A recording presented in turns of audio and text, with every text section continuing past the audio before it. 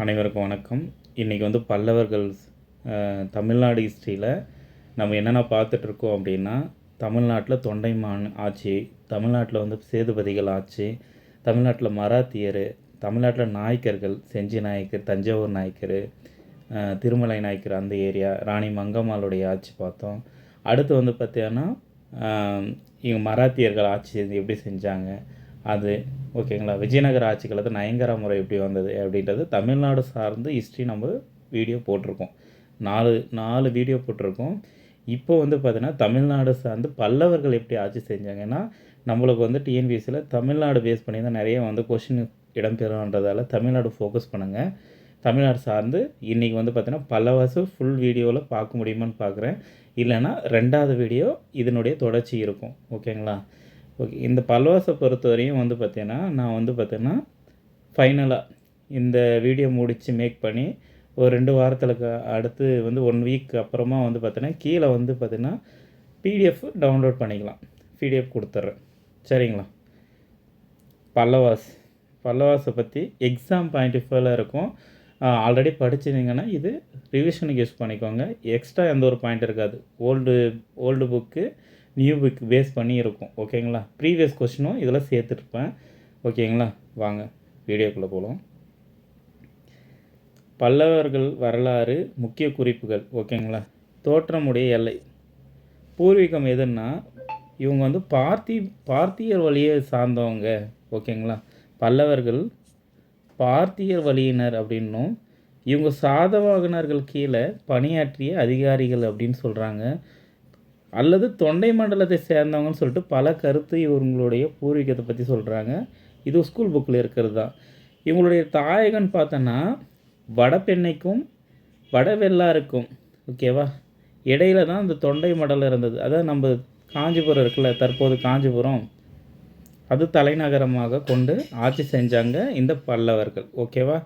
பல்லவர்கள் வந்து இவங்களுடைய வரலாற்று ஆதாரங்கள் எதில் கொடுத்துருக்காங்கன்னா, கல்வெட்டுகளில் மண்டகப்பட்டு கல்வெட்டு வந்து பார்த்தீங்கன்னா அந்த குகை கல்வெட்டு மூலமாகவும் பல்லவர்கள் வாழ்ந்தாங்க அப்படின்ற ஒரு சான்று நம்மளுக்கு கிடைக்கிது. 2ஆம் புலிகேசி வந்து பார்த்தீங்கன்னா சாளுக்கிய மன்னன் அவருடைய ஹைகோல் கல்வெட்டிலையும் நம்மளுக்கு வந்து பார்த்தீங்கன்னா சில ஆதாரங்கள் இருக்குது. ஓகேவா. இந்த ஹைகோல் கல்வெட்டை பொறுத்தவரையும் வந்து பார்த்தோன்னா 2ஆம் புலிகேசியால் செதுக்கப்பட்டது தான் இந்த ஹைகோல் கல்வெட்டு. பல்லவர்களுக்கும் சாளுக்கியர்களுக்கும் இடையே போரை பற்றி தகவல் இதில் இருக்குது அப்படின்றதால தான் இந்த கல்வெட்டை ஆதாரமாக வச்சுருக்காங்க. ஓகேங்களா.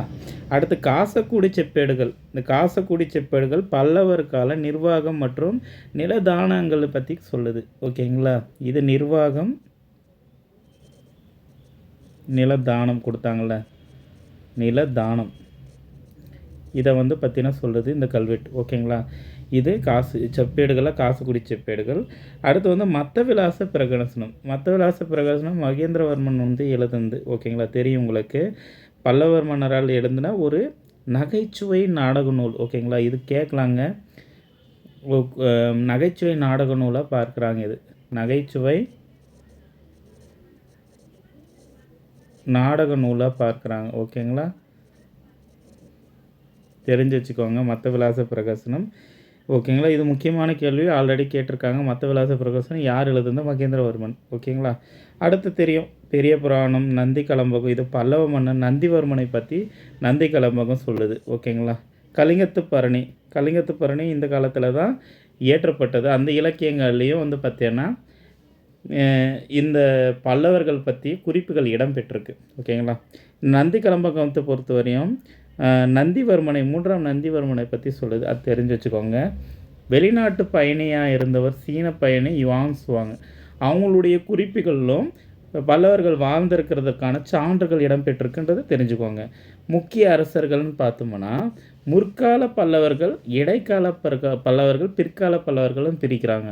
முற்கால பல்லவர்கள் வந்து பார்த்தீங்கன்னா அவங்களுடைய பட்டயங்களெல்லாம் பிராகிருத மொழியில் வெளியிட்டிருக்காங்க. இது டிஎன்பிசியில் கேட்ட கொஸ்டின். எது பிராகிருத மொழியில். அதில் முக்கிய அரசர் யாருன்னா சிவஸ்கந்தவர்மன், விஜயஸ்கந்தவர்மன்ற முற்கால பல்லவர்கள் இருந்தாங்க. அவங்களுடைய காலகட்டம் 250லேருந்து 350, ஒரு 100 வருஷம் ஆட்சி செஞ்சுருக்காங்கன்னு வச்சுக்கோங்க. ஓகே. இடைக்கால பல்லவர்கள் யாருன்னா இதில் தான் வந்து விஷ்ணுகோபன் வராங்க. சரியா? இவர் வந்து குப்த பேரரசின் சமுத்திரகுப்தரால் தோற்கடிக்கப்பட்டார். ஓகேவா? விஷ்ணுகோபன் வந்து பார்த்தீங்கன்னா சமுத்திரகுப்தரால் வந்து தோற்கடிக்கப்படுறாரு. ஓகே, அது தெரிஞ்சுக்கோங்க. அடுத்து பாருங்கள், பிற்கால பல்லவர்கள் தான் நம்மளுக்கு வந்து பார்த்தீங்கன்னா எக்ஸாம் பாயிண்ட் ஆஃப் வியூவில் கொஷினாக வந்து கேட்குறாங்க. சரியா? முற்காலம் அவங்க வந்து பட்டயங்கள் எப்படி வெளியிட்டாங்க, அது கொஷின் கேட்டிருக்காங்க.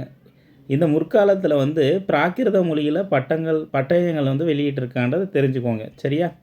பிற்கால பல்லவர்கள் பொறுத்தவரையும் சிம்மவிஷ்ணு தான் நிறுவனர். சிம்மவிஷ்ணு தான் நிறுவனர். யாரை ஜெயிக்கிறாரு? களப்பிரர்களை தோற்கடித்து ஜெயிக்கிறாரு. ஓகேங்களா?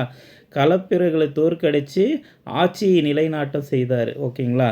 அவனி சிம்மன்றது யாருன்னா உலகின் சிங்கம் என்று அழைக்கப்படுறவர் தான் அந்த அவனி சிம்மன். உலகின் சிங்கம் என்று அழைக்கப்படுறவர் அந்த அவனி சிம்மன். அவரது எல்லை வந்து எது வரி இருந்ததுன்னா காவிரி வரி இருந்தது. இதுவும் டிஎன்பிசியில் கூற்று காரணத்தில் கேட்ட கொஷினு, பார்த்து வச்சுக்கோங்களேன். இதில் 3மே கொஷின் தான். சரிங்களா? பிற்கால பல்லவர் நிறுவனர் யாருன்னு கேட்டிருக்காங்க. உலகின் சிங்கம் என்று அழைக்கப்படுறது அவனி சிம்மனு. ஓகேவா? எல்லை வந்து பார்த்தீங்கன்னா காவிரி ஆறு வரி பரவி இருந்தது. ஓகே, அடுத்து வந்து மகேந்திரவர்மன் யாருங்கன்னா இவனுடைய மகன் தான் மகேந்திரவர்மன். மகேந்திரவர்மனுடைய ஆட்சி காலம் அப்படியே கேட்டிருக்காங்க 600லேருந்து 630 வரையும். இவரது காலத்தில் சாளுக்கியர்களுக்கும் பல்லவர்களுக்கும் போர் நடக்குது. வார் ஸ்டார்ட் ஆகுதுன்னு தெரிஞ்சுக்கோங்க. ஓகே, அடுத்து சமணத்திலிருந்து வைணவத்திற்கு மாற்றம் செய்கிறாங்க. ஓகேங்களா? சைவத்துக்கு மாற்றம் செய்கிறாங்க சமண சமயத்திலிருந்து. யார் இவரை மாற்றந்தன்னா அப்பர் மூலம் மாறினார். ஓகேங்களா? திருநாவுக்கரசர் இருக்கார்ல, அவர் மூலயமாக மாறினார். திருநாவுக்கரசர் தான் இவர் வந்து மத மாற்றம் செஞ்சுருக்கார். இதையும் கொஷின் கேட்டிருக்காங்க. ஃபஸ்ட்டு சமணத்தை பின்பற்றி இருந்த மகேந்திரவர்மன், முதலாம் மகேந்திரவர்மன் பிறகு வந்து திருநாவுக்கரசரால் சைவ சமயத்திற்கு மாற்றப்பட்டார் அப்படின்றது டிஎன்பிசி கேட்ட கொஷின். ஓகேங்களா? அடுத்து பாருங்கள், சும்மா ஒரு அவுட்லுக் மட்டும், இது வந்து தெரிஞ்சுக்கிறதுக்காக வேணும்னா ஸ்க்ரீன்ஷாட் எடுத்து வச்சுக்கோங்க.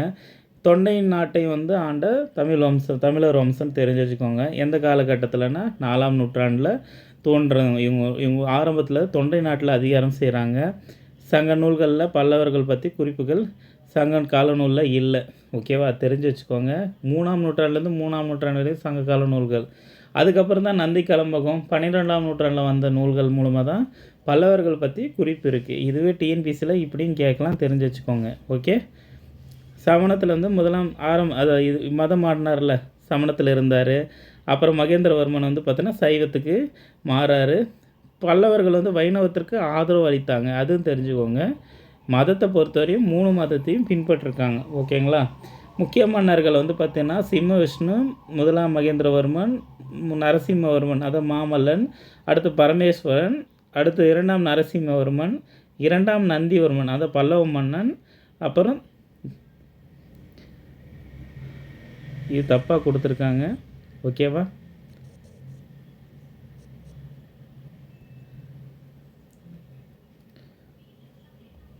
அபராஜித்தினோடு முடியும். சரியா? அபராஜித்தினோட கடைசியாக முடியும். ஓகே, கட்டடக்கலை பொறுத்தவரையும் குடைவரை கோயில்களை உருவாக்கணுங்க. மகாபலிபுரத்தில் சிற்பக்கலை வளர்ச்சி பெற்றது. ஒரு கல்லில் உருவாக்கப்பட்ட மகாபலிபுரம் கடற்கரை கோயில் பிரசித்தி பெற்றது. ஓகேவா? சிறப்புகள்னால் சிறந்த நிர்வாகம் செஞ்சாங்க. இந்த 3 சமயமும் வளர்த்தது. அதாவது சமணம், சைவம், வைணவம், பௌத்தமும் வளர்ந்ததுன்றது சொல்கிறாங்க. கலை, கட்டிடக்கலை, சிற்பக்கலை, ஓவியக்கலை வளர்ச்சியடைந்தது. கிறந்த எழுத்துக்களை உருவாக்குனாங்க, தெரிஞ்சு வச்சுக்கோங்க. கிறந்த எழுத்து உருவாக்குனாங்க. சமஸ்கிருதம், தமிழுக்கு பெரும் ஆதரவு கொடுத்தாங்க. ஓகே, பல்லவர்கள், சாளுக்கியர்கள், பாண்டியர்கள், சோழர்களுடன் போர்கள் செய்தாங்க. ஓகேவா?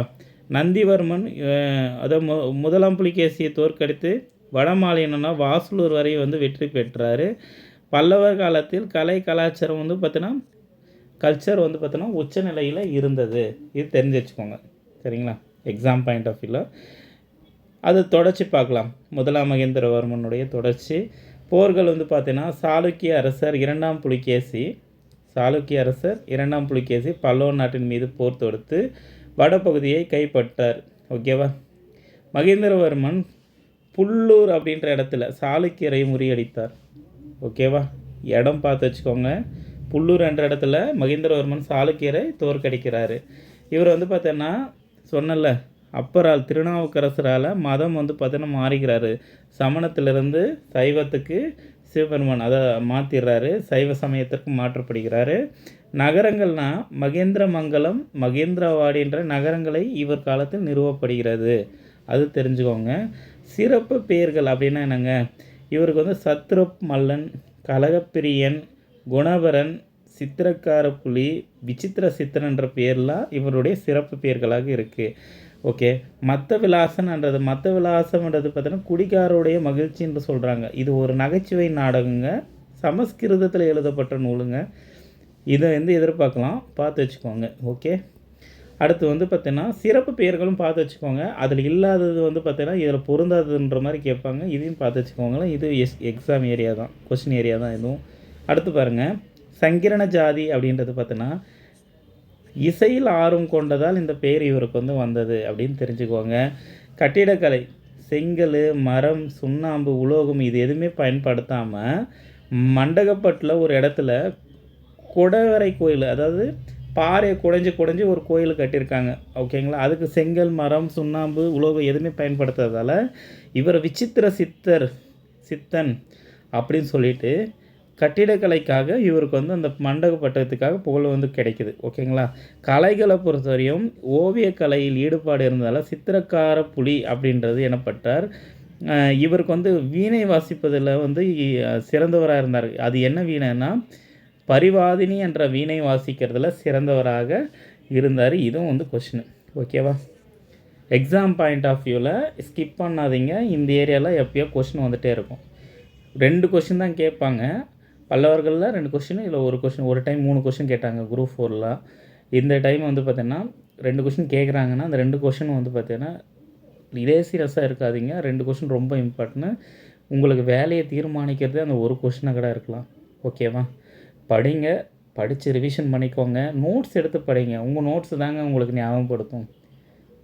நிறைய மெட்டீரியல் வந்து ஆன்லைனில் கிடைக்கும். நீங்கள் போகிற வழியில் வந்து உங்களை நீங்கள் டம்ப் பண்ணிக்காதீங்க. யாராச்சும் ஒருத்தரை ஃபாலோ பண்ணுங்கள், கம்ப்ளீட்டடாக நோட்ஸ் எடுத்து வச்சுக்கோங்க. அதை தாண்டி பார்க்காதீங்க, திரும்ப படித்ததை ரீகால் பண்ணுங்கள். திரும்ப படித்தது என்ன தப்பு பண்ணுவீங்கன்னா, வேறு ஏதாச்சும் ஒருத்தர் போட்டோடனே இது நல்லா இருக்குதுன்னு சொல்லிட்டு மனசு அப்படியே மாறிட்டே இருக்கக்கூடாது. நீங்கள் ஜிஎஸ்டினா ஜிஎஸ்டி சார்ந்து இவ்வளோ தான் அப்படின்ற ஒரு ஃபேக்கல்ட்டியை பிடிச்சி அதை மட்டும் ஃபாலோ பண்ணுங்கள். அதை தாண்டி வராதுன்றது உங்களுக்கு ஒரு ப்ரீவியஸ் கொஷினெல்லாம் பார்க்கும்போது உங்களுக்கு ஒரு ஐடியாலஜி வரும். சும்மா வந்து பார்த்தீங்கன்னா ஒரு ஷார்ட்ஸில் இது வந்துச்சு, அது வந்து பார்த்தீங்கன்னா உடனே வந்து பார்த்தீங்கன்னா இது தாண்டி ஒரு பாயிண்ட் கேட்டிருக்காங்க, அதனால வந்து பார்த்தீங்கன்னா உங்கள் மெட்டீரியல் மாற்றிட்டே இருக்காதீங்க. உங்கள் மெட்டீரியல் ஸ்டாண்டர்டாக ஒன்று வச்சுக்கோங்க. அதில் வந்து நீ வேறு ஏதாச்சும் மெட்டீரியல் பார்த்தீங்கன்னா அதில் அந்த பாயிண்ட்ஸ் இதில் சேர்த்துக்கோங்க. ஓகேங்களா, நான் சொல்கிறது உங்களுக்கு புரியுதுங்களா? பாயிண்ட்ஸை மட்டும்தான் சேர்த்துக்கணும், மெட்டீரியல் மாற்றிட்டே இருக்காதீங்க. மெட்டீரியல் பழசு பண்ணுங்கள். அதை படித்து பழசு பண்ணால் தான் நீங்கள் வந்து பார்த்தீங்கன்னா எக்ஸாமில் மறக்காமல் வச்சுருக்க முடியும். ஓகேங்களா, என் பாயிண்ட் ஆஃப் வியூவில் நான் சொல்கிறேங்க. மெட்டீரியல் வந்து பார்த்தீங்கன்னா புதுசாக அப்டேட் பண்ணுறத விட புதுசாக வாங்கி வச்சுக்கிறத விட ஒரே மெட்டீரியலில் பின்னாடி வந்து ஆட் பண்ணிக்கோங்க. ஏதோ ஒரு பாயிண்ட் புதுசாக ஒரு மெட்டீரியலை பார்க்குறீங்க அப்படின்னா, ஒரு விஷயத்தை பார்க்குறீங்கன்னா, ஒரு கரண்ட் அஃபேர்ஸ் பார்க்குறீங்கன்னா ஆட் பண்ணிக்கோங்க. ஒரே ஒன்றத்தை மட்டும் ஃபாலோ பண்ணுங்கள். ஓகேவா, கடைசி நேரத்தில் அதுதான் ரிவிஷன் கரெக்டாக இருக்கும். ஓகே, சரி வாங்க. அடுத்து வந்து பார்த்தீங்கன்னா முதலாம் நரசிம்மவர்மன், அவருடைய காலம் வந்து பார்த்தீங்கன்னா 630லேருந்து 668 வரையும். இவர் வந்து முதலாம் மகேந்திரவர்மனுடைய மகனாக அறியப்படுகிறார். சிறப்பு பெயர்கள் சொன்னல, முதலாம் மகேந்திரவர்மனும் சரி, முதலாம் நரசிம்மவர்மனும் சரி, சிறப்பு பெயர்லாம் தெரிஞ்சு வச்சுக்கோங்க. மாமல்லன் நிறைய முறை கேட்டிருக்காங்க, மற்போரில் சிறந்ததால் இவருக்கு மாமல்லன். வாதாபி கொண்டான் அப்படின்னா சாளுக்கியருடைய தலைநகர் தான் வாதாபி. இது வந்து புலிகேசியை தோற்கடித்து இந்த பெயர் வாங்குறாரு. ஓகேவா, சாளுக்கியர்கள் ஆட்சி செஞ்சது புலிகேசி, அது 2ஆம் புலிகேசி. ஓகேவா, அவரை தோற்கடித்து இந்த பேரை வாங்குறாருன்றது தெரிஞ்சுக்கோங்க. அடுத்து மணிமங்கலம் போர் ஒரு காலத்தில் ரொம்ப சிறப்புங்க. இதுவும் கொஷின் பாயிண்ட் ஆஃப் வியூவில் பார்த்துக்கோங்க. காஞ்சிபுரத்தில் நடந்த இந்த போரில் இரண்டாம் புலிகேசியை தோற்கடித்ததுக்காக கூரஞ்செப்பேட்டில் வந்து குறிப்பு இருக்குது. இதில் வந்து பரஞ்சோதின்ற சிறு தொண்டர் வந்து தலைமையில் வந்து பார்த்தீங்கன்னா தலைமை தாங்குறாரு இந்த போருக்கு. சிறு தொண்டர் யாருங்க? பரஞ்சோதி. சிறு தொண்டர்ன்றது பார்த்தீங்கன்னா ஒரு நாயன்மாருங்க. இந்த பரஞ்சோதி தான் இவர் வந்து பார்த்தீங்கன்னா நாயன்மாராக மாறியிருப்பார், தெரிஞ்சு வச்சுக்கோங்க. சிறு தொண்டர் நாயன்மார் வந்து பார்த்தீங்கன்னா இந்த பரஞ்சோதி தான். இந்த பரஞ்சோதி வந்து பார்த்தீங்கன்னா இந்த மாமல்லன் படைக்கு வந்து தலைமை தாங்கியிருப்பார். ஓகேவா? மணிமங்கலம் போர் ஞாபகம் வச்சுக்கோங்க. தலைமை தாங்குனது யார் அப்படின்னா பரஞ்சோதி. அவர் சிறு தொண்டர் சொல்ல அறியப்படுறாரு. கூரஞ்செப்பேட்டில் இந்த போரை பற்றி குறிப்பு இருக்குது. மணிமங்கலம் போர் ரொம்ப இம்பார்ட்டன்ட். மணிமங்கலம் போர் ரொம்ப இம்பார்ட்டன்ட், பார்த்து வச்சுக்கோங்க. அடுத்து இலங்கை மீது படையெடுக்கிறது. அதாவது மானவர்மன் யாருன்னா அவர் நண்பருக்காக 2 முறை வந்து இலங்கை மீது போரிட்டு அவருக்கு ஆட்சியை மீட்டு கொடுத்தவர் இவர். ஓகேவா?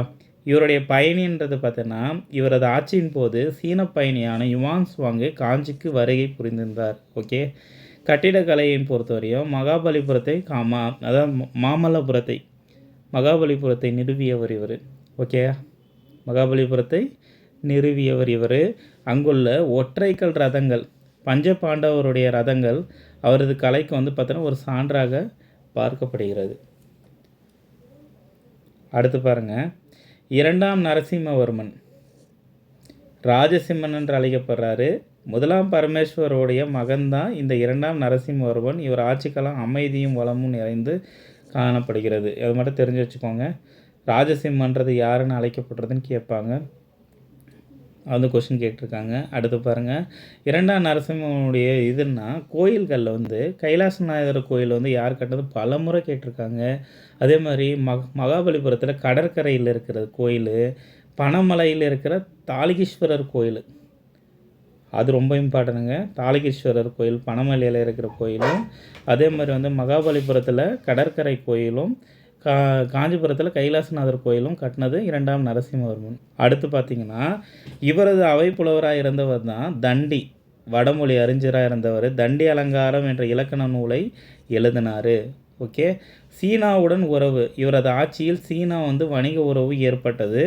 சிறப்பு பெயர்கள்னு பார்த்தோன்னா சங்கர பக்தன், வாத்தியாதரன், ஆகம பிரியன்ற பெயரெல்லாம் இவருக்கு சிறப்பு பெயராக இருக்குது. இதெல்லாம் சிறப்பு பெயரை வச்சு நம்மளை லாக் பண்ணுவாங்க, பார்த்து வச்சுக்கோங்க. அடுத்து பாருங்கள், இறுதி காலத்தில் பல்லவர்கள் இருந்தாங்க. இது சிறப்பான பல்லவர்கள். இதுலேருந்து கொஸ்டின் நிறைய வரும். அப்படி அதில் வரலைன்னா இந்த ஏரியாவில் வரும். அதாவது 2ஆம் பரமேஸ்வரவர்மன் 1728 731 சாளுக்கிய மன்னர் 2ஆம் விக்ரமாதித்தினால் தோற்கடிக்கப்படுறாரு. கங்கர்களோடு போரில் கொல்லப்படுறாரு. இவருடன் சிம்ம விஷ்ணுவுடைய மரபு முறிந்தது. சிம்ம விஷ்ணு மரபு வந்து தோற்றுவித்த மரபு 2ஆம் பரமேஸ்வரனோடு முடிஞ்சிச்சு. யார் முடிச்சு விட்டது? 2ஆம் விக்ரமாதித்தன். யார் வருன்னா சாளுக்கிய மன்னர். ஓகேவா? அது போர்ன்றது கங்கர்களுடனோட போரால் வந்து பார்த்தீங்கன்னா இவரை கொல்லப்படுறாங்க. ஓகேவா? அடுத்து வந்து 2ஆம் நந்திவர்மன். இது மக்களால் தேர்ந்தெடுக்கப்பட்ட மன்னன். இது கேட்கலாங்க. பல்லவர்களில் சிம்ம விஷ்ணுடைய மரபு வந்து 2ஆம் பரமேஸ்வரனோட முடிஞ்சிச்சு. மக்கள் தேர்வு செய்யப்பட்டு ஒரு மன்னன் அறிவிக்கிறாங்க. அவர் தான் 2ஆம் நந்திவர்மன். இவர் என்ன பண்ணுவார்னா காஞ்சிபுரத்தில் வைகுண்ட பெருமாள் கோயிலை இவர் தான் கட்டினார். திருமங்கை ஆழ்வார் இவர் சமகாலத்து ஆழ்வார். இது திருமங்கை ஆழ்வார் இவர் காலத்தில் சமகாலத்தில் வாழ்ந்தவர். இதுவும் கொஸ்டின் கேட்டிருக்காங்க, தெரிஞ்சு வச்சுக்கோங்களேன். மக்கள் மன்னன் யாருன்றது தெரிஞ்சு வச்சுக்கோங்க. ஓகே. அடுத்து 3ஆம் நந்திவர்மன் திருப்புரம்பியம் போரில் பாண்டியர்களை தோற்கடிக்கிறார். ஓகேவா? திருப்புரம்பியம் போர் இது வந்து தெரிஞ்சு வச்சுக்கோங்க. பாண்டியர்களை தோற்கடித்தார் 3ஆம் நந்திவர்மன். அதனால் 3ஆம் நந்திவர்மன் அவரோட இலக்கணம் வந்து நந்தி கலமகம் தான் 3ஆம் நந்திவர்மனை பற்றி தான். ஓகேவா? தெரிஞ்சுக்கோங்க. அடுத்து அபராஜித்தன் தான் பல்லவ அரசினுடைய கடைசி மன்னர். 1ஆம் ஆதித்த சோழனால் போரில் தோற்று மடிந்தார். இவருடன் பல்லவ ஆட்சி முடிவுற்றது. அப்போ கடைசி ஆட்சியாளர் யார்? அபராஜித்தன். அவரோட ஆட்சி முடியுது. ஓகேவா? இதில் வந்து கடைசி மன்னரான அபராஜித்தனை எந்த சோழ மன்னன் வந்து தோற்கடித்தார் அப்படின்னா முதலாம் ஆதித்தன் தான் இந்த கொஸ்டின் கேட்டிருக்காங்க. கடைசி அரசன் தெரியும். சோழனுடைய அரசரை வந்து பார்த்தோன்னா முதலாம் ஆதித்த சோழன் தான் இவரை தோற்கடிச்சிருப்பார், அது தெரிஞ்சுக்கோங்க. பல்லவருடைய நிர்வாகம் வந்துடுது. ஓகேவா? நிர்வாகங்கள் எப்படி பிரிக்கிறாங்கன்னா பல்லவ நாடு வந்து ராஷ்டிரம் எனப்படும் பல மண்டலங்களாக பிரிக்கப்படுகிறது, அது தெரிஞ்சுக்கோங்க. ராஷ்டிரம் வந்து கோட்டங்களாகவும் நாடுகளாகவும் அதாவது ஊரான கிராமங்களாகவும் இந்த ரேஞ்சில் பிரிக்கிறாங்க. இது பார்த்து வச்சுக்கோங்க, அப்படியே கேட்டுருவாங்க. ஓகேவா? நிர்வாக அமைப்பை பொறுத்து மன்னருக்கு உதவி செய்கிறதுக்கு ஒரு செக்ரட்டரி இருந்தாங்க, இப்பயும் இருக்காங்க. ஒரு சிஎம்னா அவருக்கு செக்ரட்டரி இருக்கும். அப்போ அதே மாதிரி மன்னருக்கு உதவி செய்யறதுக்கு அமைச்சர்களும் செக்ரட்டரி இருந்திருக்காங்க. ஓகேவா? நிர்வாக அலகு லாஸ்ட்ன்றது பார்த்தோன்னா கிராமத்தில் தான் முடியுது, அதாவது ஊரில் முடியுது. இது கிராமத்தை நிர்வகிக்கிறதுக்கு ஊர் அவைன்னு ஒன்று இருந்தது, ஊர் அவை இருந்தது அப்படின்னு சொல்கிறாங்க. வாரியங்கள் பொறுத்தவரை 20 வாரியங்களாக இருக்குது. அது ஏரி வாரியம், தோட்ட வாரியம், கோயில் வாரியம் சொல்லிட்டு வாரியங்களாக இருந்தது. நீதிமன்றங்கள் பொறுத்தவரையும் சிவில் கிரிமினல் ரெண்டுமே இருந்திருக்கு. ஓகேவா?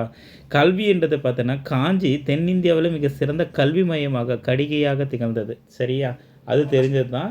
கல்வியில் சிறந்தது காஞ்சி, கல்வி கரையிலா காஞ்சி அப்படின்னு சொல்லிட்டு திருநாவுக்கரசரே சொல்லியிருப்பாருங்க. அது வந்து பார்த்து வச்சுக்கோங்க. சீன பயணியான யுவாங் சுவாங்குடைய குறிப்பின்படி இது கொஷினுங்க. காஞ்சிபுரம் 6 மைல் காஞ்சிபுரம் வந்து பார்த்தீங்கன்னா 6 மைல் சுற்றளவு கொண்டதான். அங்கே 100க்கும் மேற்பட்ட புத்த மடாலயங்கள் இருந்தது அப்படின்றதுக்கான சான்று இருக்குது. ஓகே, சீன பயணியான யுவாங் சாங் குறிப்புப்படி காஞ்சிபுரம் 6 மைல் சுற்றளவு கொண்டது, அங்கு 100க்கும் மேற்பட்ட புத்த மடாலயங்கள் உள்ளது. இது ஆல்ரெடி கேட்ட கொஷினுங்க, இது பார்த்து வச்சுக்கோங்க, இது கொஷினு. அதுக்கடுத்து நிர்வாக அதிகாரிகள் அப்படின்றது பார்த்து வச்சுக்கோங்க. நிர்வாக அதிகாரிகள் பொறுத்து அவருக்கு என்ன சொன்னேன், அமைச்சரும் உதவி பண்ணியிருக்காங்க, செக்ரட்டரி உதவி பண்ணியிருக்கான்னு சொல்கிறாங்களே. அமைச்சர் குழு வந்து அரசருக்கு உதவியாக அமைச்சர் குழு மத்திய மண்டலம் இருந்தது, மந்திரி மண்டலம் அமைச்சர் குழு இருந்தது, மந்திரி மண்டலம் இருந்தது. இவர்கள் பலர் நடுநிலைமை உடையவர்களாகவே நியமிக்கப்பட்டாங்க. இப்போ எப்படி ஸ்பீக்கர், லோக்சபா ஸ்பீக்கர் இருக்காங்கள்ல, நடுநிலைமையாக இருப்பாங்க. கட்சியில் வர்றதுக்கு முன்னாடி வரையும் ஒரு கட்சியிலிருந்து வந்திருப்பாங்க. அவை நடத்தும் போது ஒரு நடுநிலைமையாளராக இருக்கணும் அப்படின்ற மாதிரி அமைச்சர்கள் குழுவில் வந்து மந்திரி மண்டலத்தில் பலர் வந்து பார்த்தோன்னா நடுநிலைமையில் இருந்திருக்காங்க. இந்த அமர்த்தியா மந்திரின்றது பாருங்கள், அமர்த்தியான்றது பொதுவாக மந்திரின்றது ராஜதந்திரின்றாங்க. இந்த அமர்த்தியான்றது பார்த்தோன்னா ஒரு அட்வைசராக பார்க்குறாங்க, அமர்த்தியா ஒரு ஆலோசகராக பார்க்குறாங்க. முக்கிய அதிகாரிகள் பார்த்தோன்னா ரகஸ்தீகிரதா அப்படின்னா அந்தரங்கம் செயலர். ரகசியனாவே ரகசியன்றது அந்தரங்கம் தான். அந்த அந்தரங்க செயலர்ன்றது ஒரு அரசில் ஒரு போஸ்டிங் இருந்திருக்கு, தெரிஞ்சு வச்சுக்கோங்க. அடுத்து மாணிக்க பண்டாரம் காப்பானுன்னா கண்டிப்பாக பண்டாரம் காப்பான். பண்டாரன்றது கருவூலத்தை சொல்கிறது. ஓகேங்களா? கொடுக்கா பிள்ளை அப்படின்ற ஒரு போஸ்டிங், அது யாருன்னா இப்போ கிஃப்டெல்லாம் வரும்ல, நன்கொடை, அதுக்கான கொடுக்கா பிள்ளைன்ற ஒரு போஸ்டிங் இருந்திருக்கு. கோச அத்தச்சியாச்சா அப்படின்றது வந்து பார்த்தீங்கன்னா இவர் வந்து பார்த்தீங்கன்னா கோச அதச்சியாச்சா அப்படின்னா மாணிக்க பண்டாரம் இருக்கார்ல, யாருங்க மாணிக்க பண்டாரம், கருவூல காப்பர், ட்ரெஷரி, அந்த ட்ரெஷரிக்கே வந்து மேற்பார்வையிடுறவர் இவர் தான். இந்த ட்ரெஷரி இருக்குல்ல, இந்த டிபார்ட்மெண்ட்டு, இந்த டிபார்ட்மெண்ட்டுக்கு ஹெட் யாருன்னா கோச அத்தியாச்சா அப்படின்றவர் தான். மாணிக்க பண்டார காப்பாளர்களை மேற்பார்வை செய்வார். இதெல்லாம் தெரிஞ்சு வச்சுக்கோங்க. இது எக்ஸாம் பாயிண்ட் ஆஃப் வியூவில் கேட்குற ஒரு கொஷின். இது கீ பாயிண்ட்டாக வச்சுக்கலாம். ரகசியன்றது அந்த ரங்கம் ஞாபகம் வச்சுக்கோங்க, அந்த போஸ்டிங்கு. மாணிக்க பண்டாரன்றது கருவூலம், ட்ரெஷரின்னு சொல்கிறாங்க. அந்த ட்ரெஷரியை வந்து பார்க்குறவங்க கோச அத்தியாச்சா அப்படின்னு ஞாபகம் வச்சுக்கோங்க. கொடுக்கா பிள்ளைன்னா கிஃப்ட்டு, கொடுக்குறவங்கலாம் கிஃப்ட்டு தானே அப்படின்ற மாதிரி கிஃப்ட் அதிகாரி பற்றி தெரிஞ்சு வச்சுக்கோங்க. அதே மாதிரி நீதிமன்றங்கள் தண்டனைகள் அப்படின்றது தெரிஞ்சுக்கோங்க. இது நீதிமன்றங்கள் பொறுத்தவரையும் அதிகரண மண்டபம் அப்படின்ற ஒரு நீதிமன்றமும், அதிகரண மண்டபம் என்றும், நீதிபதிகள் அதில் தர்மாதிகாரின்னு சொல்கிறாங்க. ஓகேவா? நீதிமன்றம் பேர் அதிகரண மண்டபமா, நீதிபதி பேர் தர்ம அதிகாரி, தர்மத்தை கொடுக்குற அதிகாரி தானே. ஓகேவா? அபராதங்கள் பொறுத்தவரையும் நந்திவர்மனோட பல்லவத்தில் காசக்குடி செப்பேடுகளில் வந்து பார்த்தீங்கன்னா அபராதங்கள் பற்றி சொல்லியிருக்கு. இது கொஸ்டினுங்க, இது டிஎன்பிசி கொஸ்டின். கரண தண்டம் அப்படின்னா மேல்நிலை நீதிமன்றங்கள் விதிக்கப்படும் அபராதமா கர்ணதண்டம். ஓகேவா? Supreme court கர்ணதண்டம். அதிகரண தண்டம்ன்றது அதின்ற வார்த்தை வந்துச்சுன்னா கீழ்நிலை நீதிமன்றங்களில் ஒரு அபராதம் போடுவாங்கள்ல, அந்த அபராதம் வந்து அதிகரண தண்டம் சொல்கிறாங்க. ஓகே, எக்ஸாம் பாயிண்ட் ஆஃப் வியூவில் தாங்க எடுத்து வச்சுருக்கேன். இதை பார்த்துட்டே போகலாம், வேறு எதுவும் எக்ஸ்ட்ரா வராது. ஓகே, அடுத்து பாருங்கள். உள்ளாட்சி மற்றும் வாரியங்கள். உள்ளாட்சி மற்றும் வாரியங்கள். தன்னாட்சி அமைப்புகள். தன்னாட்சி அமைப்புகள்னால் உள்ளாட்சி அளவில் சாதி, உள்ளூர் அளவில், அப்புறம் வந்து பார்த்திங்கன்னா அந்த கைவினைஞர்கள், நெசவு தொழில் நாட்டுவர், அதாவது உள்ளூர் அளவில் வந்து பார்த்திங்கன்னா காதியெல்லாம் இருந்திருக்குன்ற தெரிஞ்சுக்கோங்க. காதி. ஓகே, கைவினைஞர்கள், தொழில் குழுக்கள், அப்புறம் அதுதான் தொழில் குழுக்கள்னால் நெசவாளர்கள், இங்கே எண்ணெய் ஆட்டுவர். அப்போல்லாம் நெசவாளர்கள் அதிகமாகவும் எண்ணெய் ஆட்டுவர். இப்பயும் வந்து நிறைய செக்கெல்லாம் இருக்குல்ல, அப்போ செக்குகள் அதிகமாக வந்து இருந்தது, அந்த அமைப்புகள் இருந்ததுன்றது தெரிஞ்சுக்கோங்க. அதெல்லாம் தன்னாட்சி அமைப்புகள். அவங்க வந்து பார்த்திங்கன்னா உள்ளூர்லேயே வந்து பண்ணிக்குவாங்க, வெளியே வந்து நம்ம டிபெண்ட் பண்ணி இருக்க மாட்டாங்க. அதே மாதிரி மன்றங்கள்னு பார்த்தோன்னா கிராம அளவில் மக்கள் பங்கேற்கும் மன்றங்கள் இருந்தது. இப்போ மன்றங்கள் என்னென்னா அங்கே போய் விவாதம் பண்ணுறதுக்கு தான் மன்றங்கள் தேவை. கிராம மக்கள் போய் பேசுகிறதுக்கு, பொதுக்குழு கூட்டங்கள் ஆண்டுக்கு ஒரு முறை, 1 இயருக்கு ஒரு டைம், ஓகேவா, பொதுக்கூட்டங்கள் கூட்டுறதுக்கு சிறிய குழுக்கள் கூட்டங்கள் அடிக்கடிக்கு நடத்தப்பட்டது. அதுவும் தெரிஞ்சுக்கோ. கொஞ்சம் உள்ளாட்சி அளவில், வாரிய அளவில் இதெல்லாம் நடந்திருக்கு. இப்போ பொறுப்பு யாருங்க? அரசாங்க கொள்கைகளை, பாலிசிகளை நடைமுறைப்படுத்துறது. இந்த பொறுப்பெல்லாம் யார் தானே? இந்த மன்றங்களுடைய பொறுப்பு. ஓகேங்களா? இந்த வாரியங்களுடைய பொறுப்புன்றது அரசாங்களுடைய பாலிசியை வந்து அதை வந்து பார்த்திங்கன்னா நடைமுறைப்படுத்துறது இவங்களுடைய பொறுப்பாக இருந்திருக்கு. வருவாயும் வரி விதிப்பும் எப்படி இருக்குன்னா, ஆதாரங்கள், நில வருவாய், வரி விதிப்பு தகவல்கள், செப்பு பட்டயங்கள் காணப்படுகின்றன. வருவாயுடைய முக்கியமான கிராமங்கள் வணிக நிறுவனங்களுடமே பெறப்பட்டது அப்படின்றத தெரிஞ்சுக்கோங்க. நில வருவாய், வரி விதிப்பு குறித்த தகவல்கள் செப்பு பட்டயங்கள் காணப்படுகிறது. வருவாய் முக்கிய கிராமங்கள் வணிக நிறுவனங்கள்லேருந்து பெறப்படுகிறது, அது தெரிஞ்சுக்கோங்க. இது லேண்ட் டேக்ஸு, அதாவது வேளாண் விளைச்சல்னா 6ல் 1 பங்கு கவர்மெண்ட்டு கொடுத்துடணும். அது வந்து பார்த்தோன்னா 10ல் 1 பங்கு வரையும் வந்து பார்த்தோன்னா வரியாக வசூல் பண்ணாங்க. 1/6லேருந்து 1/10 வரையும் வந்து பார்த்தீங்கன்னா வரியாக வசூல் பண்ணது குறிப்பிடத்தக்கது, அது தெரிஞ்சு வச்சுக்கோங்க. வரி வசூல், இந்த வரியை வந்து கிராமமே வசூல் செஞ்சது, அரசினுடைய வசூல் அதிகாரியிடம் செலுத்தியது, அதுவும் தெரிஞ்சு வச்சுக்கோங்க. அடுத்து பாருங்கள். இப்போ வரி வசூல் யார் பண்ணுவாங்க? கவர்மெண்ட் அதிகாரி. உங்களை மாதிரி கவர்மெண்ட் அதிகாரி தான் பண்ணியிருக்காங்கன்னு தெரிஞ்சுக்கோங்க. அடுத்து பாருங்கள். பொருளாதாரத்தின் நிலை மற்றும் வரிகள் எப்படி இருக்குன்னா, உள்ளூர் வரி. அதனால் உள்ளூர் வரி அப்படின்னா நீர்ப்பாசனம், இந்த கோயில் விளக்கேற்றத்துக்கு, இந்த சேவைகளுக்காக பயன்படுத்துகிற வரிகள் உள்ளூர் வரியாக பார்க்குறாங்க. தொழில் வரிகள்னால் நிலவரி போதாத போது கால்நடை வளர்க்குவங்க, அப்புறம் தறி நெய்வங்க, திருமண வீட்டோர், மட்பாண்டம் செய்வோர், தங்கம் மற்றும் நெய் தயாரிப்போர், இவங்ககிட்டையும் டேக்ஸ் வந்து தொழில் வரியாக போட்டிருக்காங்க. ஓகேங்களா? லேபர் டிபார்ட்மெண்ட் மாதிரி தொழில் டேக்ஸும் போட்டிருக்காங்க. ஓகே, அடுத்து வந்து யுத்த கொள்கை அப்படின்னா போரின் போது கைப்பற்ற பொருட்களுக்கு அரசுக்கு வந்து வருவாயாக, அது வந்து பொருளாதார எக்கனாமிக்கலாக அதையும் வந்து பார்த்திங்கன்னா இதில் சேர்க்குறாங்க. ஓகேவா? மிலிட்ரி பொறுத்த வரையும் கட்டமைப்பு, காலாட்படை, குதிரைப்படை, சிறிய அளவில் யானைப்படைகள் இருந்தது. அப்போது எப்படி குழைப்பாங்க? பெரிய அளவில் யானைப்படை இருந்தது பல்லவர்களாக, தப்பு. சிறிய அளவில் தான் யானைப்படைகள் இருந்து நிறைய காலாட்படை வீரர்கள் அதிகமாகவும் குதிரை கொஞ்சம் இருந்தது அப்படின்னு சொல்கிறாங்க. தேர்ப்படை காலத்தில் தேர்ப்படைகள் பயன்பாட்டில் இல்லைன்றது தெரிஞ்சு வச்சுக்கோங்க. குன்றுகள் நிறைந்த நிலப்பரப்புன்றதால அங்கே எப்படி தேர் ஓட்ட முடியும், அது செயல்படலை அப்படின்னு தெரிஞ்சுக்கோங்க. கடற்படை பொறுத்தவரையும் மகாபலிபுரம், நாகப்பட்டினம் கப்பல் இருந்த தளங்களை கட்டியிருக்காங்கன்றது. இது டிஎன்பிசியில் 2 முறை கேட்டாங்க. மகாபலிபுரம் போட்டிங்க, ஆனால் நாகப்பட்டினம் இவங்கள்தான்றது டவுட்டில் வந்து நிறைய பேர் போடல. மகாபலிபுரமும் நாகப்பட்டினமும் கடற்படை கப்பல் தளங்களை கைப்படுத்துனது யாருன்னா இந்த பல்லவர்கள். சிறப்பு சான்றுனா காஞ்சிபுரத்தில் வைகுண்ட பெருமாள் கோயிலில் பல்லவ படைகள் ஒரு கோட்டையை தாங்குவது போல் போர்க்கள காட்சி நம்மளுக்கு இருக்குது. அப்போது மிலிட்ரி பற்றி நம்மளுக்கு சான்று வந்து பார்த்தீங்கன்னா எங்கே இருக்குது அப்படின்னா காஞ்சிபுரத்தில் வைகுண்ட பெருமாள் கோயில். இப்படி தான் தெரிஞ்சுக்கணும். நீங்கள் படிக்கும்போது ஸ்ப்ளிட் பண்ணி படிக்கணும். இப்படி கேட்பாங்க, இப்படி கேட்கணும், இப்படி கேட்கறதுக்கு வாய்ப்பு இருக்குது அப்படின்னு சொல்லிட்டு நீங்களாக கொஷினை வந்து பார்த்தீங்கன்னா உருவாக்குனீங்கன்னா தான் நீங்கள் ஈஸியாக வந்து பார்த்தீங்கன்னா இதை புரிஞ்சிக்க முடியும். எப்படி கேட்டாலும் நீங்கள் ஆன்சர் பண்ண முடியும். ஓகே, அடுத்து பாருங்கள். கல்வி அது சொன்னல, கல்வி காஞ்சி கடிகை அப்படின்னா கல்வி நகரமாக பல்லவருடைய தலைநகராக காஞ்சி ஒரு சிறந்த கல்வி நகரமாக திகழ்கிறது. இது காஞ்சி மிக சிறந்த கல்வி நகர கூடமாக இந்தியாவில் வெளிநாட்டிலிருந்து இங்கே மாணவர்கள் வந்து படிச்சிருக்காங்க கடிகையில் அப்படின்றாங்க. அதே மாதிரி இந்த கடிகைன்றதுக்கு அணிகலன்ற ஒரு பேர் இருக்குங்க, அது தெரிஞ்சுக்கோங்க. முக்கிய அறிஞர்கள் யாருன்னா கடம்ப குலத்தை சேர்ந்தவர்னா மாயூர் சர்மா. இவர் வந்து இங்கே வந்து படிச்சுட்டு போயிருக்காங்க. எஜுகேஷனுக்கு பொறுத்தவரையும் மாயூர் சர்மா கடம்ப குலத்தை சேர்ந்தவர். அவர் வேதம் கட்டுறாருன்னு சொல்கிற டீட்டெயில்ஸ் இருக்குது. புத்த அறிஞர் யாருன்னா திங்கநாகர்.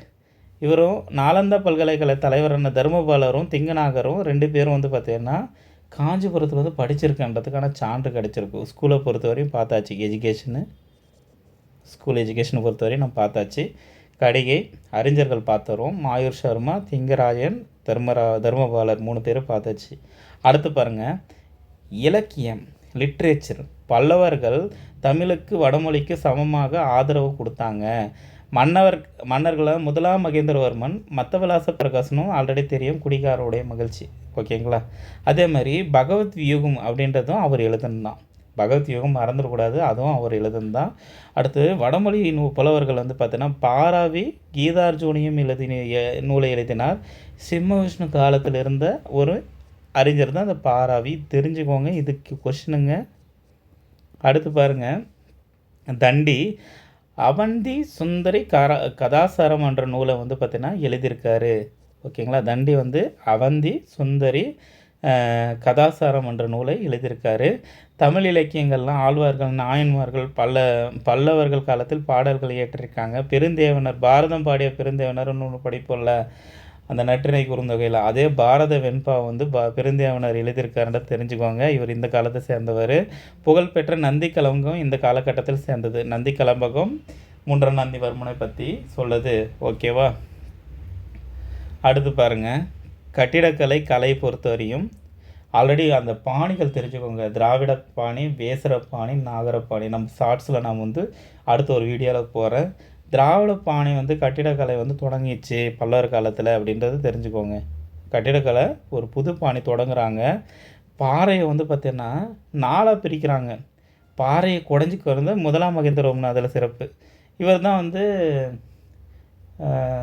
விசித்திரகுப்தன்னு சொல்கிறாங்க. விசித்திர சித்தன். ஏன் விசித்திர சித்தன்னா, அவர் வந்து இந்த செங்கல், உலோகம், சுண்ணாம்பு இதெல்லாமே இல்லாமல் அப்படியே குடைய மாதிரி கோயில் வந்து உருவாக்கிட்டார். அதனால் வந்து பார்த்தோன்னா அவர் விசித்திர சித்தராக பார்க்குறாங்க. இவர் தான் பாறை குடைவரை கோயில்களை அறிமுகப்படுத்துகிறாரு. இதில் வந்து பார்த்தீங்கன்னா எங்கெல்லாம் இருக்குன்றது தெரிஞ்சுக்கோங்களேன். மண்டகப்பட்டு, மகேந்திரவாடி, மாமண்டூர், தலாவானூர், திருச்சியில் மலைக்கோட்டை கோயில் இருக்குல்ல, இதெல்லாமே வந்து பாறையை குடைந்து குடைவரை கோயிலாக இவர் உருவாக்குனது தான் அப்படின்ட்டு தெரிஞ்சுக்கணும். அடுத்து பாருங்கள், ஒற்றைக்கல் ரதம். ஒற்றைக்கல் ரதங்கள் மண்டபங்கள் மாமல்லன் காலத்தை சேர்ந்தது. பஞ்ச பாண்டவருடைய ரதங்கள் வந்து இதற்கு சான்றாக பார்க்கப்படுகிறது. ஒரு கல்லில் விமானம் வந்து செதுக்கிறது தான் இது சிறப்பு. அர்ஜுனுடைய ரதத்தில் கலை நுணுக்கங்களான சிவன், விஷ்ணுவு, துவாரக பாலகர் எல்லாருமே அதில் இருக்காங்க. அர்ஜுன் ரதத்தில் கிருஷ்ணன் வந்து தேரோட்டுற மாதிரி இருக்கும். தர்மராஜ ரதம் மிகவும் நேர்த்தியானது. அடுத்து பாருங்கள், ராஜசிம்மன் பாணி வந்து பார்த்திங்கன்னா கட்டுமான கோயில்கள் ஏற்படுத்தப்பட்டது. மணற்பாறைகளை கொண்டு கட்டப்பட்ட கோயில்கள். காஞ்சிபுர கைலாசநாதர் கோயில் வந்து ராஜசிம்மனுடைய எடுத்துக்காட்டு. மகாபலிபுரத்து கடற்கரை கோயில், பனமலையில் தாளிகிருஷ்ணர் கோயில். இது டிஎன்பிசியில் கேட்டாங்க, இது பார்த்து வச்சுக்கோங்க. கடற்கரை கோயில் 3 கருவறைகளை கொண்டது. சிவன், விஷ்ணு அர்ப்பணிக்கப்படுகிறது. ஓகேங்களா? இதுவும் கொஷினுங்க. கடற்கரை கோயிலில் 3 கருவறை இருக்குது. அதுவும் கொஷின் பார்த்து வச்சுக்கோங்க. அடுத்து நந்திவர்மன் பாணி பிற்கால கட்டுமான கோயில்களாக பார்க்கப்படுகிறது. அடுத்து வந்து பார்த்தோன்னா வைகுந்த பெருமான் கோயில், முக்தீஸ்வரர் ஆலயம். இதெல்லாம் இது வந்து பார்த்தோன்னா நம்ம இப்போ கட்டியிருக்கோம்ல அந்த மாதிரி கோயில். பிற்கால கட்டுமானம் வேணால் செங்கல் இதெல்லாம் வச்சு. ஓகேவா? மணல் பாறைகளை வச்சே கட்டினது இந்த கட்டுமான கோயில்னா ராஜசிம்மன் பாணி. பிற்கால கட்டுமானன்றது நார்மலாக கட்டுற கோயில் எல்லாமே நந்திவர்மனுடைய பாணியை பார்க்குறாங்க இப்போ கட்டுறதெல்லாம். அடுத்து பாருங்கள், இசை ஓவியம். இதுவும் இம்பார்ட்டனுங்க. இந்த ஏரியாவில் எதுவுமே ஸ்கிப் பண்ண முடியாது. இது வேணாம் அப்படின்னு சொல்லிட்டு எல்லாமே அடுத்தடுத்து ஒரு எக்ஸாமுக்கு ஒவ்வொரு ஏரியாவில் கவர் பண்ணி கேட்குறாங்க. ஓகேவா? கட்டிடக்கலையில் ஒரு ஏரியாவில் கேட்கும்போது அடுத்து ஓவியத்துலேருந்து ஒரு ஏரியாவில் ஒரு டைம் கேட்குறாங்க, பார்த்து வச்சுக்கோங்க. ஓவியம் பொறுத்தவரையும் மகேந்திரவர்மன் காலத்தில் ஓவியக்கலை குறிப்பிட்ட ஆய்வோடான அதாவது தட்சிண சித்திரம்ன்றது தொகுக்கப்படுகிறது. அதாவது ஓவியங்களை தொகுப்பு வந்து தட்சிண சித்திரம் சொல்கிறாங்க. தட்சிண சித்திரம் அப்படியே ஓவியங்களை தொகுத்திருக்காங்க. காஞ்சி கைலாசநாதனுடைய கோயிலில் அழகான ஓவியங்கள் காணப்படுது. காஞ்சிபுரம் கைலாசநாதர் கோயில் 2ஆம் நரசிம்மனா? ஆமாம், அதெல்லாம் ஞாபகம் வச்சுக்கோங்க. காஞ்சிபுரம் கைலாசநாதர் கோயில் யார் கட்டினதுன்னு தெரிஞ்சுக்கோங்க. இங்கே ஓவியங்கள் அதிகமாக இருக்குன்றது தெரிஞ்சுக்கோங்க. இசையை பொறுத்த முறையும் ருத்ராட்சியர் அப்படின்றவர் யார் காலத்தில் இருந்தார் அப்படின்னா 1ஆம் மகேந்திரவர்மன் காலத்தில். இது கொஷினுங்க. குடுமியான் மலை வந்து ஒரு இசை கல்வெட்டுங்க, இதுவும் கொஷினுங்க. இசை கல்வெட்டு, இது ரெண்டுமே கொஷின், பார்த்து வச்சுக்கோங்க.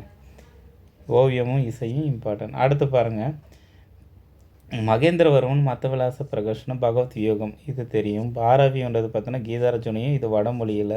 தண்டி அலங்காரம் ஒரு இலக்கண நூல். அவந்தி சுந்தர கதாச்சாரம் அப்படின்றது தண்டி, இது தாங்க. தமிழ் இலக்கியமான பல்லவர் காலத்தில் பக்தி இலக்கியங்கள் பொற்காலமாக இருக்குது. நாயனார்கள்னா சைவர்கள் ஆழ்வார்கள் பல பாடல்களை இயற்றியிருக்காங்க. சீன பயணியான யுவான்ஸ்வாங்கு பல்லவர் கால சமூக மற்றும் சமய நிலையை பதிவு செஞ்சுருக்காங்க. இது தெரிஞ்சு வச்சுக்கோங்க. அடுத்து பாருங்கள், நில மானியங்கள் நில உரிமை. அதனங்க நில மானியங்கள். ஓகே, பல்லவர் காலத்தில் பல்வேறு வகையாக பிரிக்கப்பட்ட நிர்வகிக்கப்பட்டது அப்படின்றாங்க. எப்படின்னா அரசு லேண்டு. என்னங்க அரசு லேண்டு? நில உடைமை உரிமை அனைத்துமே அரசிடமே இருந்தது. ஓகேங்களா? அதிகாரிகள் பிரபுகளுக்கு நிலங்கள் வந்து மானியமாக வழங்கினர் அப்படின்றது அரசு லேண்டு. அடுத்து குத்தகை லேண்டு. அரசுக்கு சொந்தமான நிலங்கள் குடியானவர்களுக்கு குத்தகைக்கு விடப்பட்டது. குத்தகை கால அளவு கிராமங்களுக்கு ஏற்ப மாறுபட்டது அப்படின்றாங்க. அப்போ அந்த காலம் வந்து பார்த்தீங்கன்னா பீரியட் வந்து பார்த்தீங்கன்னா அந்தந்த ஏரியாவில் இருக்கிற கிராமங்களை பொறுத்து மாறுபட்டதுன்னு சொல்கிறாங்க. குத்தகம் கொடுத்துருக்காங்க. பிரம்மதேய கிராமங்கள் அப்படின்னா பிராமணர் குழுக்களுக்கோ கொடையாக வழங்கப்பட்டது இந்த கிராமம். இவை பிற கிராமங்களை காட்டிலும் செழிப்பாக இருந்தது. ஏனெனில் இவற்றுக்கு வந்து டேக்ஸ் இல்லை, சலுகை உண்டு அப்படின்றது சொல்கிறாங்க. Tax, no tax. அடுத்து பாருங்கள், தேவதான கிராமங்கள் அப்படின்னா கோயில்களுக்கு கொடையாக வழங்கப்பட்ட கிராமங்கள். இவற்றின் வருவாய் கோயில் நிர்வாகிகளுக்கே சென்றது, அரசுக்கு செல்லவில்லை. இக்கோயில்கள் கிராம அளவில் மக்களுக்கு வேலை வாய்ப்பு வழங்கியது. இதுவும் தெரிஞ்சு வச்சுக்கோங்களேன். பிரம்மதேய கிராமங்களுக்கு நோ டேக்ஸு, தேவதான கிராமங்களுக்கு கோயில்களுக்கு கொடையாக வழங்கப்பட்ட இந்த கிராமங்கள் இவற்றுடைய வருவாயை கோயில் நிர்வாகிக்கே போயிடுச்சு, அரசுக்கு கொடுக்கல. ஓகேவா? இது கோயில்கள் கிராம மக்களுக்கு வேலை வாய்ப்பு ஏற்படுத்திடுச்சு அப்படின்றத சொல்கிறாங்க. தெரிஞ்சு வச்சுக்கோங்க. எக்ஸாம் பாயிண்ட் ஆஃப் வியூவில் இது தேவதானம் பிரம்மதேயம்லாம் தெரிஞ்சு வச்சுக்கோங்க. அடுத்து பாருங்கள், கலை சிற்பங்கள். இங்கே பார்த்தோன்னா பகிரிதன் தவம் அப்படின்றது மகாபலிபுரத்தில் செதுக்கப்பட்ட உலகில் புகழ்பெற்ற சிற்பமாக பார்க்கப்படுகிறது இந்த பகிரிதவன் தவம். என்னங்க பகிரிதவன் தவம்னா அர்ஜுனன் தவம் மேற்கொள்வார்ல, அதுதான் சொல்கிறாங்க. ஓகேவா? கங்கை நதி ஆகாயத்திலிருந்து இறங்கி வருவது போல் இந்த தவம் இருக்குது அப்படின்றாங்க. கிருஷ்ணருடைய மண்டபம், இதன் சுவர்கள் பசுக்கள் பால் கற்றவர்கள், அதாவது கிராமத்துடைய காட்சி நுணுக்கங்கள் எல்லாம் கிருஷ்ணருடைய மண்டபம் வந்து இங்கே கலை சிற்பங்களில் இருக்குது. செப்பு பட்டயங்கள் வந்து பார்த்திங்கன்னா 1879 புதுச்சேரியில் அருகில் உருக்காட்டு கோட்டம் என்ற இடத்துல 11 செப்பு பட்டயங்கள் கண்டுபிடிக்கப்படும். பல்லவர் காலத்து சிறப்பு, அதுதான் அவங்களோட பல்லவர் காலத்துக்கான சான்றுகள் நம்மளுக்கு வந்து உருக்காட்டு கோட்டம் என்ற இடத்துல நம்மளுக்கு கிடைத்த செப்பு பட்டயங்கள் மூலம் அறியலாம். இது கொஷினுங்க, இது கொஷின். ஓகேங்களா? உருக்காட்டு கோட்டம். அடுத்து பாருங்கள், கிராம மக்களுடைய வாழ்க்கையும் சபையும். சபைன்னா கிராமத்தில் அடிப்படையான நிர்வாக அளவு சபையாக பார்க்கப்படுகிறது. இது அறக்கட்டளை, நிலம், நீர்ப்பாசனம், கல்வி போன்ற உள்ளூர் விவகாரங்களை கவனித்தது. கிராம நீதிமன்றங்கள் சிறிய அளவில் குற்ற வழக்குகளை தீர்ப்பு வந்து கிராம நீதிமன்றமே பண்ணிடுது. ஓகே. அடுத்து வந்து பார்த்தீங்கன்னா அரசரை மேலான நடுவராக கொண்டு அதிகாரிகள் வந்து பார்த்தீங்கன்னா தலைமையில் வந்து நீதிமன்றங்கள் அதிகாரங்கள் வந்து செயல்பட்டது தெரியும். அப்போ அங்கே வந்து ஃபைன் கட்டுறதை பற்றியும் பார்த்துருக்கோம். அடுத்து ஊரார்ன்றது பார்த்தோன்னா நிர்வாக முறையை சாராத மக்கள் மன்றம் அல்லது ஊரார் எனப்பட்டது. ஓகே. இது மாவட்ட குழு அல்லது நாட்டு அமைப்போடுன்றது செயல்பட்டது. தெரிஞ்சு வச்சுக்கோங்க. எக்ஸாம் பாயிண்ட் ஆஃப் வியூவில் சின்னதாக சொல்லணும்னா தலைநகர் காஞ்சிபுரம், சிறந்த கல்வி மையமாக காஞ்சி கடிகை சிறந்த துறைமுகமான மகாபலிபுரம் நாகப்பட்டினமும் இருந்திருக்குன்னு தெரிஞ்சுக்கோங்க. நாகையும் பார்த்து வச்சுக்கோங்க கொஷின். அடுத்து கட்டிடக்கலை வந்து பார்த்தீங்கன்னா திராவிட பாணி குடைவரை கட்டுமான கோயில் சிறந்தது. முக்கிய அரசர் யாருன்னா முதலாம் நரசிம்மன் வாதாபி கொண்டாடுறவர் முக்கிய அரசராக பார்க்கப்படுகிறது. நீர்ப்பாசனம் பொறுத்தவரையும் எப்படின்னா பல்லவர் காலத்தில் விவசாயங்கள் தலைக்க நீர்ப்பாசனம் அதிக முக்கியத்துவம் வழங்கப்பட்டது. ஏரி வாரியம் ஏரிகள் பராமரிப்பது கிராமத்தின் உடைய முக்கிய பொறுப்பாக இருந்ததால் ஏரிக்குழுன்ற ஒரு கமிட்டி ஃபார்ம் பண்ணுறாங்க. மதகுகள்னால் என்னங்கன்னா ஏரி நீரை பகிர்ந்துவதற்கும் தேவைக்கு அதிகமான நீரை வெளியேற்றத்துக்கு அமைக்கப்பட்டது தான் அந்த மதகுகள். நீர் பகிர்வு அப்படின்னா கிராமத்தால் நியமிக்கப்பட்ட ஏரி குழுவை நீர் பகிர்வு மேற்பார்வையிட்டதான் அளவுக்கு அதிகமான நீரை பயன்படுத்துவதற்கு டேக்ஸ் போட்டாங்க, வரி செலுத்தப்பட்டது. ஓகேவா, தெரிஞ்சுக்கோங்க. கல்வெட்டுகள் பல்லவர் கால கல்வெட்டுகள் அனைத்தும் ஏரி பராமரிப்பு நிலத்தடி நீர் மேலாண்மை குறித்து விவரிக்கின்றது அப்படின்றது தெரிஞ்சுக்கோங்க. காசக்கூடியெல்லாம். அடுத்து பார்த்தீங்கன்னா ட்ரேடு வணிகங்கள், இதுவும் கொஷினுங்க. பல்லவர் காலத்தில் உள்நாட்டு வெளிநாட்டு வணிகம் சிறப்பிட்டு இருந்தது தெரிஞ்சுக்கோங்க. காஞ்சிபுரம் ஒரு முக்கிய வணிக மையமாகவும் இருந்திருக்கு. வணிகர்கள் சந்தைப்படுத்துவதற்கு அரசிடம் உரிமம் வேண்டியிருக்கு. இப்போ நீங்கள் எதாவது சந்தை பெறணும் அப்படின்னா நீங்கள் வந்து லைசன்ஸ் வச்சுருந்தா தான் நீங்கள் வந்து பார்த்தீங்கன்னா சந்தைப்படுத்த முடியும், உங்ககிட்ட பொருள் இன்னொருத்தருக்கு விற்க முடியுன்றது தெரிஞ்சுக்கோங்க. அடுத்து நாணயங்கள் வந்து பார்த்திங்கன்னா பல்லவர்கள் தங்கம் வெள்ளி நாணயங்கள் வந்து வெளியிட்டிருக்காங்கன்றதை தெரிஞ்சுக்கணும். குழுக்கள்னு பார்த்தோன்னா இதுவும் கேட்டிருக்காங்க. நான் சொல்லலை, எதுவுமே ஸ்கிப் பண்ண முடியாது. இதுவும் கேட்டிருக்காங்க. மணிகிராமன்றது பார்த்திங்கன்னா அந்த வணிக குழுவில் சுதேசி, மணிகிராமம், நானாதேசிகர், 500ன்றது வணிக குழுக்கள் பேர். நானாதேசின்றது பார்த்தோன்னா வெளிநாடுகளோடு வணிகம் மேற்கொள்வதற்கு வணிக குழுவாக பார்க்கப்படுகிறது. பார்த்தீங்கன்னா இக்குழு செயல்பாடுகள் தென்கிழக்கு ஆசியாவின் முழுவதும் இருந்தது. ஓகேவா, சவுத் ஏஷியா, தென்கிழக்கு ஆசியா, ஓகேங்களா, விரிந்திருந்த இது ஏற்றுமதின்னு பார்த்தோன்னா நறுமணப் பொருட்களான பருத்தி ஆடைகள், விலை உயர்ந்த கற்கள், மூலிகையான ஜாவா, சமுத்திரா, அதெல்லாம் வந்து பார்த்தோன்னா இந்த ஏரியாக்கெல்லாம் மியான்மர், சீனாக்கெல்லாம் வந்து ஏற்றுமதி செய்யப்பட்டது. இது துறைமுகமாக மகாபலிபுரம் இருந்ததுன்றது குறிப்பிடத்தக்கது. ஓகேவா, ஏற்றுமதிக்கு கண்டிப்பாக வந்து ஒரு போர்ட் யூஸ் பண்ணியிருப்பாங்க. அந்த போர்ட் வந்து மகாபலிபுரம் போர்ட்டாக இருந்திருக்கு. பல்லவர்களில் வந்து சமூக அமைப்பு எப்படி இருந்ததுன்னா பிராமணர்கள் நில உடைமையாளர் சமூகத்தில் முக்கிய இடம் இருந்தது. பிராமணர் தான் முக்கியத்துவம் இருந்தாங்கன்றது தெரிஞ்சுக்கோங்க. பக்தி இயக்கம் இந்த காலத்தில் வந்து பார்த்தீங்கன்னா ஆழ்வார்கள், நாயன்மார்கள் பக்தி மார்க்கம் மூலமாக சமய உணர்வு வளர்த்தாங்கன்றது தெரிஞ்சுக்கோங்க. அடுத்து வந்து சமூக நிலை சொசைட்டியில் பல்லவர் காலத்தில் சமூக வர்ண அடிப்படையில் இருந்தது. பிராமணர்கள், அடுத்து சத்திரியர்கள் அப்படின்றது இருந்தது வர்ண அடிப்படையில். இலக்கியம், வானியல், சட்டம் ஆகியவற்றை கற்றறிந்தவராக பிராமணர் இருக்காங்க. அரசினுடைய ஆலோசனை பெற்றவராக இருந்தாங்க. இவர்கள் டேக்ஸ் கட்டுறதுல இருந்தும் மரண தண்டனையிலேருந்து இவங்களுக்கு வந்து இல்லை, டேக்ஸும் இல்லை, மரண தண்டனையும் இல்லை. இவங்களுக்கு மரண தண்டனை இல்லை அப்படின்றது பிராமணர்கள். சத்திரியர்கள் நாட்டை ஆண்ட அரச குலத்தை பார்க்குறாங்க. இவர்கள் வேதம் படிப்பதற்கான உரிமையும் பெற்றிருந்தாங்க. இவங்களும் வேதம் படிக்கலாம் அப்படின்னு சொல்லியிருக்காங்க. வணிகர்கள் பொறுத்தவரையும் தங்களை பாதுகாத்து கொள்வதற்காக தனி வீரர்களை பராமரிக்காங்க. அதை வணிக குழுக்களை அமைத்து கொண்டார்கள். கீழ்மட்ட மக்கள்னா வேளாண்மை, அக்ரிகல்ச்சர் பண்ணுறது, கால்நடை மேய்க்கிறது, வணிக தொழில்களை, கைவினை தொழில்களை வந்து பார்த்தோன்னா பானை குடையிறது, அந்த வேலையெல்லாம் பார்த்துருக்காங்க. தூய்மை பணி, மீன் பிடிக்கிறது, இதெல்லாம் வர்ண அடிப்படைகளுக்கு வெளியவே நிறுத்தப்பட்டனாங்க அப்படின்னு சொல்கிறாங்க. ஆரியமயமாதல்னால் பல்லவர் காலத்தில் தென்னிந்தியாவில் வட இந்திய கருத்துக்கள் மற்றும் ஆரிய பண்பாடோட அதிக செல்வாக்கு பெற்றிருந்தது. சமஸ்கிருதம் மிக புகழ் பெற்று இருந்தது. ஓகேவா, அஃபிஷியல் லாங்குவேஜ் ஃபஸ்ட்டு பிராகிருதமாக இருக்கும், அப்புறம் சமஸ்கிருதமாக இருந்தது அப்படின்ட்டு தெரிஞ்சுக்கணும். அடுத்து பாருங்கள், சமயம் பொறுத்தவரையும் ரிலீஜியனு சைவம் வைணவம் ரெண்டுமே இருந்தது. பக்தி இயக்கம் வலுப்பெற்றது. நாயன்மார்கள், ஆழ்வார்கள் இந்த காலத்தில் வாழ்ந்தாங்கன்றது தெரிஞ்சுக்கணும். அதே மாதிரி மதம் மாற்றம், முதலாம் மகேந்திரவர்மன் வந்து சமண மதத்திலிருந்து சைவத்துக்கு மாறினாங்க. காரணம் யாருன்னு தெரியல, அப்பர் என்றாலும் மாறியிருப்பார். சில சமண மடாலயங்களை வந்து அழித்ததாகவும் குறிப்பு இருக்குது அப்படின்றாங்க. பௌத்தமும் சமணம் இவை வந்து செல்வாக்கை இழந்தது. பௌத்தமும் சமணமும் வந்து பார்த்தீங்கன்னா செல்வாக்கு இழந்தது. 100க்கு மேற்பட்ட பௌத்த மடாலயங்கள் இருந்தது அப்படின்றது நம்மளுக்கு வந்து யுவான்ஸ்வாங்குடைய குறிப்பில் நம்மளுக்கு தெரியுது. ட்ரேடு பொறுத்தவரையும் வெளிநாட்டு ட்ரேடு பொறுத்தவரையும் நாடுகள் எந்தெந்த நாடுகளில் கடல் கடந்து வணிகம் செஞ்சுருக்காங்க அப்படின்னா இந்த கம்போடியான்றது கம்போஜா, சம்மான்றது பார்த்தோன்னா அண்ணாம், ஸ்ரீவிஜயா அதெல்லாம் மலாய் தீபகற்பம், அந்த சுமித்ரா அந்த ஏரியா வந்து வணிக தொடர்பு இருந்தது. மேற்கத்திய நாடுகள்னால் அரேபிய வணிகர்கள் இந்திய வணிகர்களோடு சரக்கு பெற்று மேலை நாடுகளுக்கு வழங்கினார். இதனால் பல்லவர்களுக்கும் மேலை நாடுகளுக்கும் நேரடி தொடர்பு குறைவாக இருந்தது அப்படின்னு சொல்லிட்டு சொல்கிறாங்க. இது தெரிஞ்சுக்கோங்க. கடல் வழி வாணிபம் அப்படின்னா கங்கை சமவெளி பகுதியோடு ஒப்பிடும்போது பல்லவர்களும் சாளுக்கியர்கள் பகுதிகள் வேளாண்மை நிலம் வந்து குறைவாக இருந்ததால் கடல் வழி வணிகமே அரசுக்கு முக்கிய வருவாயாக இருந்தது. இதுவும் டிஎன்பிசியில் எதிர்பார்க்கலாம். ஓகேவா?